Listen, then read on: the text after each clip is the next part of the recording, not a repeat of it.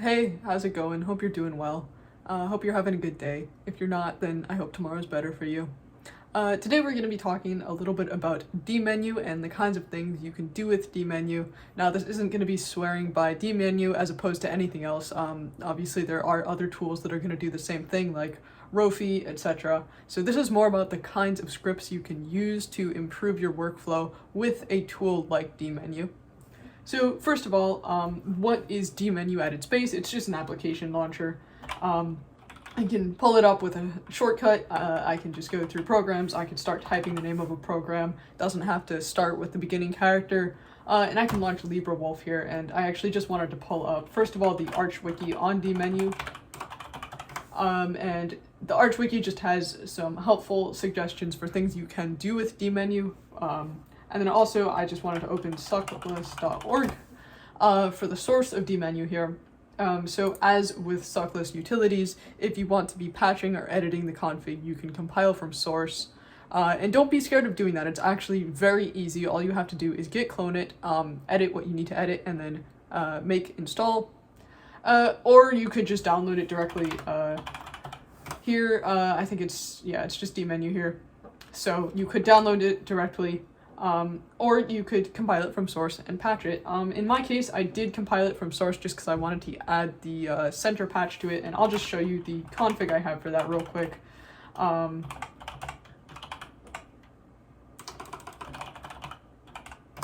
So yeah, it's actually a really short config.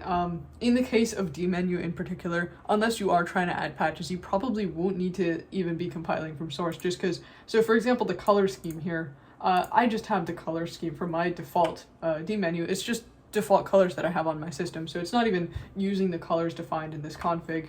For stuff like whether the bar is on the top or the bottom, centered, etc., well, these are the defaults, but I could just, in the scripts that I have, call the customizations for these. I can just define what I want for that particular instance of dmenu. So really, in this case, the config is like, you might not need to edit it depending on your use case. So yeah, that's just a little bit about the config. We could also pull up the manual of dmenu real quick just to see. Yeah, there's a bunch of options, all sorts of good stuff you can do with dmenu, define different colors. Yeah, so all right, getting into what you can actually do. So first of all, the application launcher is just called with dmenu_run. And that'll just pull that up, but we're just going to be talking about dmenu alone. So just a little example just to show you how that works. I'm just going to echo some text into it here. Let me double quote.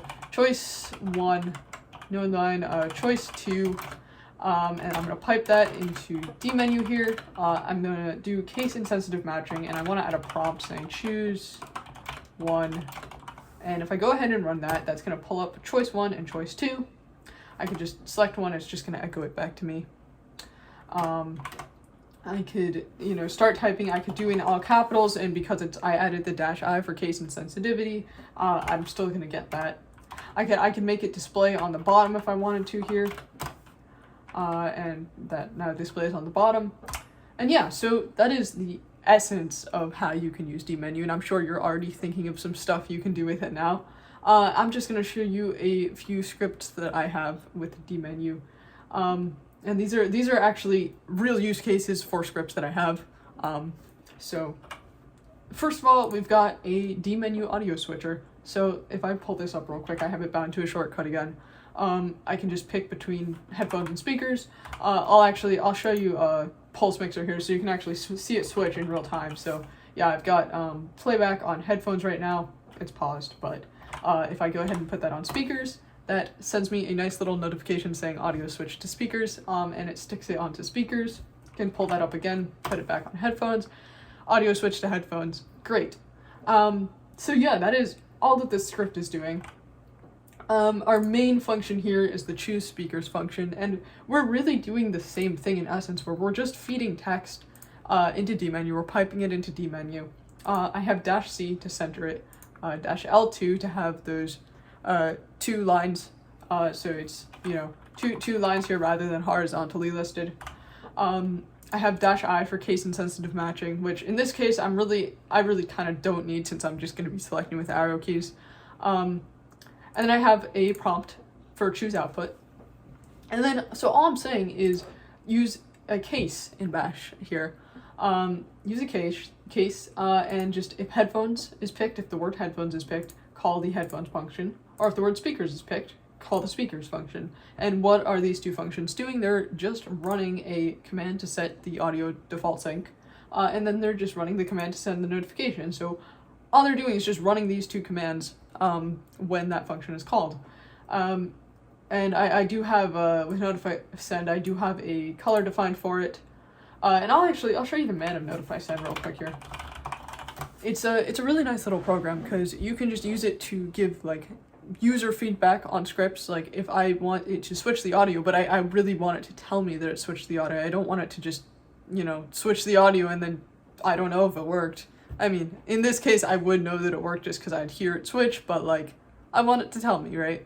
So that's what something like notify-send is for. You do need a separate notification daemon. I have, I think, Dunst installed right now, but you can really use any notification daemon. You can do all sorts of options with notify-send. You have different notification categories. You can use icons. I'll just do like a really quick example right here. Notify-send, hello. And yeah, that sent me a notification. You can click on it, make it disappear. Otherwise, it'll disappear automatically within a few seconds. And yeah, that's notify-send. So really, really nice little tool that you can use to improve your scripts. And yeah, so that is what this first dmenu script does. Something of this caliber where you're just having a few options for the user, and then when a user selects one of those options, it'll just run some commands. You can use this for something like, I don't know, switching like a keyboard layout or a monitor layout, or really anything where it's just like, yeah, you have a few options, you want to pick one. Okay, so next up we have something a little bit more complicated. It's my dmenu notes script, which is just a menu of recent like notepad notes. I'll pull that up here. Recent notepad notes, and then I can just scroll through them, see my recent notes. I could search case insensitively. So if I just, you know, if I do all capitals oct, well, that'll pull up my October notes, etc. So it's just an interface for opening the notes. I take notes in NVim just because I'm a nerd like that. So I could open my example note for vid.txt. Here's my example note. Got a note here. I can add some lines to it. Line 3. I could go ahead and right quit that since I'm in NVim, or I could just normally quit out of that. So it's gonna write that. And then I also have a new option here, and a new is going to allow me to create a new note. So I can just press enter on that, and I can enter a name. My note October 3. I don't know. And then I can just, you know, take some notes in this. Notes. I can right quit. And then if I pull up the menu again, you'll see, okay, my new note it's now the first one there because that's the most recently modified note there. And yeah, so that is how this little menu works. So what are we doing? First of all, we have that same basic thing where we're just sending some text into dmenu. We're piping text into dmenu. So I'm just echoing the word new for that first option, and then I'm doing a new line. If you don't know, \n is a new line. If you're echoing or a lot of different stuff, \n will be a new line for you. And then we're just using ls to show what notes I have, because all it is just printing out what's in the folder that I have the notes in. So we're just using ls-t1, so t is modified time, so sort by modified time.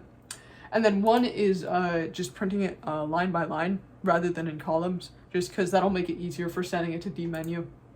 And then it is just doing ls on the folder I have defined, so I have the folder defined as a variable up here. I have this folder defined, but I could just switch that if I wanted to switch where I had notes stored. And yeah, so we're just using dmenu. -c is going to center it. -l5, so that's 5 lines vertically down. -i for case insensitive. -p to define this prompt, and then we're doing the same thing. We're just having a case, and then for that case we have 3 options. So first of all, if new is selected, call the new note function up here, and I'll get to that in a second. Anything that ends in .txt, or sorry, just, I didn't put a dot, I could put a dot. Anything that ends in txt, just use set SID to bring up a new terminal window, and I have a globally exported terminal variable as st.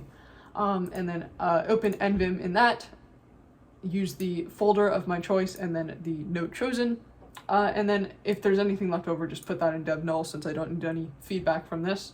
And then if anything else is picked, just exit, since that way I can just press escape and do nothing. I don't have to open a note. Yeah, so then this new note function here, and this is where we're actually going to be getting that text input from the user, which is, it's something pretty cool that dmenu can do that is, like, really makes your life easier. Anyways, so we can get text input. So we're just saying echo nothing, pipe that into dmenu. I've got centered and then some colors defined with a prompt defined, but here's where we're actually saying these last 3 characters is where we're going to be getting text input from the user, and then that's going to get that all defined as the variable name.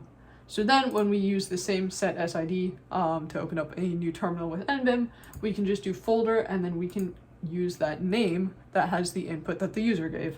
And then I just want to add on a .txt, so that way I don't have to type .txt at the end of the when I'm inputting the name. And then yeah, just append that to dev null, just so we don't get any extra feedback. And then of course at the end, call the selected function so this actually runs.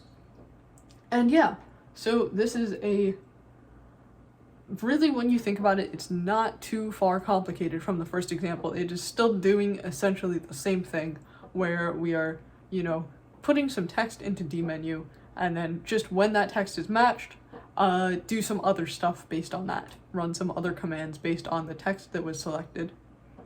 So I have one final script to go through here, which is a temperature conversion script here. I'll just pull that up to demonstrate it. I can convert from Fahrenheit to Celsius or Celsius to Fahrenheit. I'll start with Fahrenheit to Celsius. So I don't know, 32 degrees Fahrenheit, better be 0 degrees Celsius. And it it sent me a notification saying 32 degrees Fahrenheit is equal to 0 degrees Celsius. Great. I could just pull that up again and do the opposite. Enter temperature in Celsius, I don't know, 15. And that's equal to 59 degrees Fahrenheit. Awesome. So we, once again, are doing the same thing where we're just printing some text and sending it into dmenu. I'm using just printf to print the text. I could also echo it in. And then we've just got it centered, 2 vertical lines, case insensitive matching, though once again in this case I'm not really going to be typing, I'm just going to be selecting with arrow keys, but you know, doesn't hurt. And then we're adding a prompt. And then for the case here, we just have matching anything that ends in Celsius. So if I pull it up again, you can see, you can see Fahrenheit to Celsius or Celsius to Fahrenheit. Well, Fahrenheit to Celsius does end in the word Celsius, and vice versa. So we're just matching anything that ends in the word Celsius, and then we're just calling the correct function for each. Anything else matched, it'll just exit.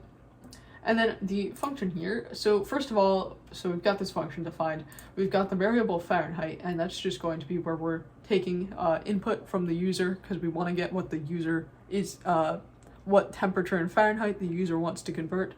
So we've just got this at the end, and then we're echoing nothing in. We've got centered dmenu with some colors defined and a prompt defined. And then, so for Celsius here, we're just doing some math on that Fahrenheit number that we got. So we've just got the math here. We're piping that into BC, which is just a calculator. So yeah, if you need to do math in your scripts and you want it done in an actual calculator tool rather than just directly in Bash, you can pipe it into BC. And then we're just going to notify send to the user with a specific color on notify send. And the Fahrenheit variable is equal to the Celsius variable. And of course, C to F here is just going to be the exact same thing, but in reverse. So yeah, that is how this script works. So hopefully you learned something from these scripts. Hopefully this gave you some ideas of some workflow stuff you can improve. Because like I said, all of these are like scripts that I'm actually using for stuff, you know. And that's why dmenu is really helpful here, because it's like, I don't know, for an audio switcher, like I don't want to have a GUI widget, nor do I want to have to like type in these commands every time I want to switch my audio. I just want to have a prompt that matches the rest of my system, and just done in a really simple and efficient way to do the singular task that I need it to do. So yeah, the point here is just demonstrating some stuff you can do. I hope you learned something, hope this helped you out. If you have any questions, or if anything's unclear, or I got, anything wrong, if you want to tell me how to improve my bash scripts, feel free to leave a comment, and yeah, I will see you again soon. Peace!